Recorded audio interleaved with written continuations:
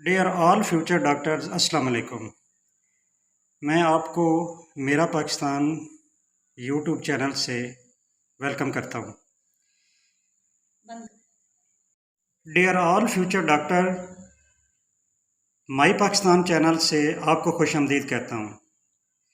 बहुत सारे जो MBBS एडमिशन के कैंडिडेट्स थे जिनका तल्लुक़ मिलिट्री से था, तो बहुत सारे बार बार क्वेश्चन कर रहे थे और उनको मसाइल आ रहे थे कि जो PC फॉर्म है इसको किस तरह फिल करना है और किस तरह सबमिट करना। तो आज मैं इस पे एक मुख्तसर सी वीडियो बना रहा हूँ। तो आपसे गुजारिश है कि मेरी इस मेहनत को कबूल करते हुए आप माई पाकिस्तान चैनल को लाइक सब्सक्राइब ज़रूर करना। तो आज की वीडियो में मैं आपको मुकम्मल फॉर्म फिल करना और सबमिट करना मुकम्मल डिटेल्स आपको प्रोवाइड करूँगा। तो जैसा कि आप जानते हैं कि नम्स का जो मेडिकल का फॉर्म है ये आपके सामने स्क्रीन पे आ रहा है और इसको जो सबमिट करना उसकी लास्ट डेट जो है वो 12 सितंबर 22 है। तो सबसे पहले स्टार्ट करते हैं इसको फिल। टाइम ज़ाया किए बगैर हम स्टार्ट करते हैं कि सबसे पहले इसको फिल कैसे करना है। तो ये एक आपके सामने आ रहा है नम्स कैंडिडेट ID यहाँ पे देनी है। ये वो ID है जो कि हमने फ़ीस डिपॉज़िट करवाई थी। जो हमने फ़ीस डिपॉज़िट करवाई है नम्स की, तो वो उसका जो वोचर है मैं अभी आपको दिखाता हूँ। वो जो वोचर है उसके ऊपर एक ID कैंडिडेट को मिली है, तो वो ID आपने यहाँ पे लिखनी है। तो जैसा कि ये मेरे पास एक फॉर्म है किसी कैंडिडेट का, तो उसकी जो ID है वो ये सामने आ रही है, ये वाली जो लास्ट में ये डिपॉजिट ID आ रही है 122077। तो ये इस तरह की जो ID है ये आपने नम्स कैंडिडेट ID में लिखनी है। इसके अलावा अभी जो मैं वीडियो आज बना रहा हूँ 30 अगस्त को और इसके 2-4 दिनों बाद PMC MD कैट की रोल नंबर स्लिप जारी हो जाएगी। तो वो रोल नंबर स्लिप में जो आपका रोल नंबर है वो आपने इस जगह पे फिल करना है। पहले ये दो चीज़ें बहुत अहम और ज़रूरी हैं, नम्स ID और PMC MD CAT roll number, वो यहाँ पे आपने लिखना। आगे इसको फिल करने का पूरा प्रोसीजर देखते हैं। सबसे पहले आते हैं कैंडिडेट के particulars, name, date of birth, photograph लगेगा लेकिन स्मॉल साइज का होगा 1 इंच × 1 इंच। उसके बाद नेम आ जाएगा, कंप्लीट नेम लिखना, फॉर्म B CNIC नंबर आ जाएगा, होम डिस्ट्रिक्ट आ जाएगा, टेलीफोन नंबर अगर PTCL है, नहीं तो इसको डैश करके ब्लैंक कर दें, छोड़ दें। सेल नंबर देना है और ईमेल ID देनी है। अगर आपकी अपनी नहीं है तो पेरेंट्स में से किसी के दे सकते हैं। इसके बाद अब ये फादर मदर जो इन सर्विस हैं, जिनका मिलिट्री बैकग्राउंड है, वो यहाँ पे अपना सर्विस नंबर लिखेंगे और रैंक लिखेंगे मौजूदा। अगर रिटायर है तो साथ उसी रैंक के या उस रैंक के सामने आगे ब्रैकेट में उसको R लिख देंगे या रिटायर लिख देंगे। तो इसी तरह आगे उनका नेम आ गया और उसके बाद आ जाती है उनकी जो सर्विस है, ठीक है, आर्म सर्विस, किस उनकी मिलिट्री के किस जो है फॉर्मेशन से ताल्लुक़ है। फॉर एग्ज़ाम्पल एयरफोर्स है, नेवी है, आर्मी है, वो यहाँ पे लिखना है। अलाइव हैं तो यस करना है। उनका टेलीफोन नंबर देना, PTCL अगर है, नहीं तो सेल नंबर यहाँ पे देना है। उसके बाद ये वाला एक बॉक्स के अंदर आ जाता है, ये बड़ी, इसको जो बहुत एहतियात से फुल करना है, लेकिन ये है सिर्फ रिटायर पर्सन के लिए। जो रिटायर लोग हो चुके हैं, जो अभी इन सर्विस नहीं है, तो उनके लिए सबसे पहले उनके डेट ऑफ इनरोलमेंट या कमीशन है कि जैसे कहते हैं कि 30 जून 22। तो इस तरह करके ये एक उनका जो जितनी जहाँ जब उनकी डेट ऑफ इनरोलमेंट है वो यहाँ पे लिखनी है और एट द एंड रिटायरमेंट के बाद उनकी टोटल कितनी होगी सर्विस, यानी कि 7 दिन 6 महीने और 25 साल। तो ये इस हिसाब से यहाँ पे आपने फिल करना है। उसके बाद आ जाता है, एक होती है जो मिलिट्री पर्सन रिटायर होते हैं, एक उनकी SOD होती है जो स्ट्रोक ऑफ ड्यूटी होती है, और एक SOS होती है जो स्ट्रोक ऑफ स्ट्रेंथ होता है। तो यहाँ पे उनकी जो डेट आपने लिखनी है, जो ये इस जगह पे आपने डेट लिखनी है, वो उनकी SOS होगी। और पेंशन ले रहे हैं या नहीं ले रहे? यस, ले रहे हैं। LPR लिखनी है।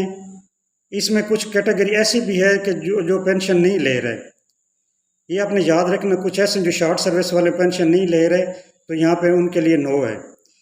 LPR एक उनकी लीव होती है मिलिट्री पर्सन की, वो यहाँ पे लिखनी है उनको, अगर उन्होंने ली थी तो कब से कब तक है, अभी LPR पे हैं या नहीं। और कॉज ऑफ रिटायरमेंट इसका लिखना है कि वो normal on completion of service retire हुए हैं, या मेडिकल ग्राउंड पे हुए हैं, या किसी और बेस पे हुए हैं, तो ये उनकी यहाँ पे रिटायरमेंट की जो काज है वो लिखनी है। तो ये वाली सफ़े लोग आगे आ जाती है कैटेगरी ऑफ द पेरेंट्स। तो यहाँ पे शहीद टिक करना है आपने। वार वॉन्डेड नॉर्मल LPR पे हैं, रिटायर हो चुके हैं, या ये वो पेड डिफेंस पेड वो होते हैं सिविलियन जो कि मिलिट्री फॉर्मेशन में ही जॉब करते हैं, जबकि वो यूनिफॉर्म पर्सनल नहीं होते। नंबर 4 पे आ जाता है वेदर अप्लाइड इन कमीशन। अगर आपने पहले आर्मी, नेवी, एयरफोर्स किसी के लिए BMD कैट के लिए, PMA के लिए, किसी भी के लिए कमीशन अप्लाई किया है, ISSB तक गए हैं, तो यहाँ पे आपने लिखना है, उसको टिक करना है जिसका आपने दिया, और उसके साथ जो आपकी स्लिप थी वो आपने साथ लगानी है। कोई ना कोई एविडेंस साथ देना है। अगर आपके पास एविडेंस नहीं है तो आपकी जो FSC की जो डिग्री है उसकी बैक साइड पे, या मैट्रिक की डिग्री की बैक साइड पे एक वो स्टैंप लगाते हैं सिलेक्शन सेंटर वाले, तो उसकी बैक साइड साथ वो अटैच कर दें, और आगे पोस्टल एड्रेस अपना दे दें। अपनी क्वालिफिकेशन लिखें, मैट्रिक FSC। तो FSC आप सारे कैंडिडेट तकरीबन कर चुके हैं, सिर्फ रिज़ल्ट वेटिंग है। तो इसमें आपने मैट्रिक FSC पार्ट 1 की भी टिक करना है, और FSC पार्ट 2 भी टिक करना है। मार्क्स ऑब्टेन वाले में यहाँ पे आपने लिख देना है टोटल मार्क्स ऑब्टेन मैट्रिक में जितने थे वो सारे लिख देने हैं, और पासिंग ईयर लिख देना है। और इसके अलावा जो आपका पार्ट 1 उसका रिज़ल्ट लिख देना है, उसके ऑब्टेन मार्क्स और सारा वो दे देना है, जबकि पार्ट 2 अवेटिंग है, उसको आप छोड़ दें। आगे जाता है चॉइस ऑफ डिसिप्लिन। तो ये कह रहे हैं कि सबसे पहले आपने क्या करना है कि प्रायोरिटी आपने देनी है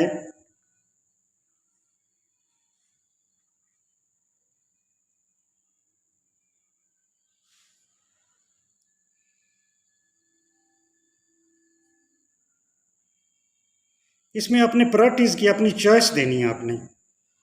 ठीक है, पहले आपने चॉइस क्या आपने देनी है। तो फर्स्ट पे आपने क्या करना है, MBBS, सेकंड पे आपने BDS। तो ये इस हिसाब से आपने फर्स्ट और सेकंड चॉइस देनी है। आगे आ जाती है इसकी जो नम्स के रिलेटेड कॉलेजेस हैं। तो कॉलेजेस में एडमिशन के लिए जब आपने नम्स मेडिकल PC फॉर्म ये आपने फिल किया है, तो इसके लिए इसके सामने भी आपने चॉइसेस देनी है। इसमें कैंडिडेट ये आपको याद रहे कि ओपन मेरिट पे अप्लाई करना है सब ने। यहाँ पे आपने फर्स्ट चॉइस देनी है, और यहाँ पे आपने सेकंड चॉइस देनी है। इधर फर्स्ट लिखना है, इधर सेकंड लिखना है। जो ये वाला हिस्सा आपने यहाँ पे सिर्फ 2 चॉइसेस देनी है। ये जो मिलिट्री रिलेटेड मेडिकल कॉलेज इसमें से आपने 2 देनी है कि आपको फर्स्ट प्रायोरिटी कौन सी है और सेकंड कौन सी है। 1 और 2 लेके बाकी बॉक्सेस को आपने क्रॉस करना है। बाकी बॉक्सेस में आपने चॉइस नंबर 3 नहीं देनी, 4 नहीं देनी, 1 और 2 सिर्फ 2 चॉइसेस देनी है, इसके बाद छोड़ देना है। तो यहाँ पे ये कह रहे हैं कि जो एयरफोर्स वाले और पाकिस्तान नेवी वाले हैं वो अलग फॉर्म पे अप्लाई करेंगे थ्रू अपने रेलवेंट हेडक्वार्टर। इसके बाद आ जाता है सेल्फ फिनांस में। अगर कोई अप्लाई करना चाहता है, उसकी वो कह रहे हैं कि 49 सीट्स हैं, उसके लिए भी आपने प्रायोरिटीज़ देनी है कि आपकी फ़र्स्ट प्रायोरिटी जो BDS है या MBBS है। और इसी तरह जो सेल्फ के लिए उनके 3 कॉलेजेस हैं जो सेल्फ पे करवाते हैं। तो उसमें है FUMC रावलपिंडी, और एक टेक्सला, और ये सिम्स है मुल्तान। तो इनमें से भी आपने अपनी प्रायोरिटी देनी है इस हिसाब से। लेकिन ये याद रहे कि यहाँ पे उन्होंने लिखा है कि इसके अंदर ये तकरीबन सेल्फ फिनांस की 14 से 15 लाख फ़ीस होगी। तो अभी हम नेक्स्ट पेज पे चलते हैं। ये एक रूटीन का डिक्लेरेशन सर्टिफिकेट है, इसको आपने कुछ भी नहीं करना, बस सिंपल आपने रीड कर लेना है। उसके बाद आप नीचे आ जाएं तो यहाँ के ऊपर जो ये जो सामने आपको नज़र आ रही है, यहाँ पे कैंडिडेट के सिग्नेचर होंगे, फ़ोन नंबर होगा, यहाँ पे डेट और स्टेशन से मुराद है कि अभी आप किस शहर में, लाहौर है, मुल्तान है, जहाँ से हैं। ये जो नीचे वाला हिस्सा सर्टिफिकेट फ्रॉम द COOC, तो ये जो सर्टिफिकेट है, ये हाजिर सर्विस जो है वो अपना मुकम्मल डाटा यहाँ पे लिख के, अपना रैंक डिटेल लिख के, तो ये जो उनका ऑफिसर इंचार्ज है, उनका CO है या OC है या उनकी यूनिट का जो हेड है, ये उससे साइन करा के स्टैंप लगवा के वो सबमिट करवाएंगे। ये नीचे वाला जो हिस्सा है ये ओनली फॉर रिटायर पर्सन के लिए है, और जो वार वाउंडेड और शहीद हैं, शहदा हैं, उन पर्सन के लिए। तो ये सारा फिल करके, तो ये आपने जो सोल्जर बोर्ड है, ये लिखा हुआ है डिस्ट्रिक्ट आर्म सर्विसेज बोर्ड जो है, उससे आपने सेक्रेटरी से साइन करवाने हैं। यहाँ पे आपने उसकी स्टैंप और डेट लिखनी है, तो इसको सबमिट करना है। ये जो है PC फॉर्म का जो बैक पेज है, ये हमने फिल कर लिया। अभी हम आते हैं नेक्स्ट पेज की तरफ। तो नेक्स्ट पेज पे सिर्फ इंफॉर्मेशन है, वो कह रहा कैटेगरीज कौन सी होती हैं, शहदा हैं, वार वाउंडेड है, सर्विंग है या रिटायर है। तो ये 4 किस्म की कैटेगरीज है। इसके अलावा एक है जो डिफेंस से पेड है, सिविलियन लोग हैं, तो वो ये एक इनकी 5वीं कैटेगरी है। तो आगे इनकी उन्होंने डिस्क्रिप्शन लिखी हुई है कि किस कॉलेज में कितने कितने MBBS कैंडिडेट एडमिशन के लिए एल होंगे। इसके अलावा कुछ रिज़र्व सीटें लिखी हुई हैं। बाकी ये आपके सामने आ रहा है, ये स्क्रीन सामने आ रही है। तो ये अलग जो मेडिकल कॉलेजेस हैं उनका अलग अलग कोटा है, वो आपके सामने आ जाएगा। इसमें फ़िल करने वाली कोई चीज़ नहीं है। इसके अलावा distribution of seat self finance की जो है, वो हमने 3 कॉलेजेस बताए थे, उनकी सीट जो 49 है, ये उसकी डिटेल दी हुई है। उसके अलावा यहाँ पे और किसी किस्म का फॉर्म फिलिंग नहीं है। तो आपने 7 डॉक्यूमेंट कौन कौन से इस फॉर्म को फिल करने के बाद लगाने हैं। मैट्रिक FSC पार्ट 1 लगा देना है, पार्ट 2 को छोड़ दें। जिनकी फ़ॉरेन क्वालिफ़िकेशन है वो IBCC से इक्विवेलेंट सर्टिफिकेट लेंगे। नाम्स का रजिस्ट्रेशन फॉर्म जिस पे आपने इसकी फ़ीस जमा कराई है, और MD कैट का रोल नंबर स्लिप वो भी साथ लगानी है। ओरिजिनल नहीं लगानी, कॉपी लगानी है। पेरेंट्स में से डिस्चार्ज सर्टिफिकेट, अगर हाजिर सर्विस है तो फिर भी उनका एक सर्टिफिकेट होता है इन सर्विस का, वो लगाना है। और अगर आप पहले किसी मिलिट्री कॉलेज में हैं तो वहाँ की NOC चाहिए होगी। इसके अलावा फॉर्म B CNIC ये आपने अटैच करना बहुत ज़रूरी है। अभी हम नेक्स्ट पेज पे आते हैं।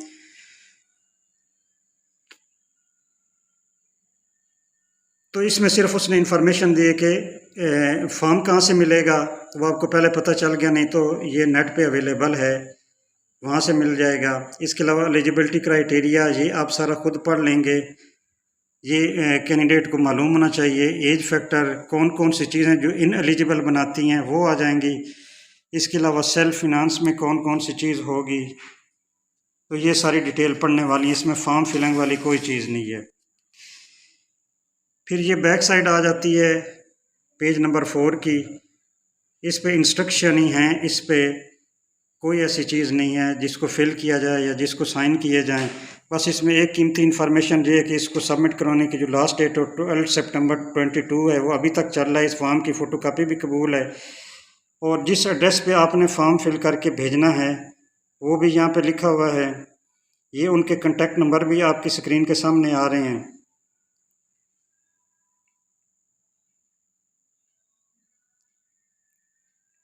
ये GHQ की ब्रांच है, WNR directorate welfare and rehabilitation इसको कहते हैं, GHQ रावलपिंडी।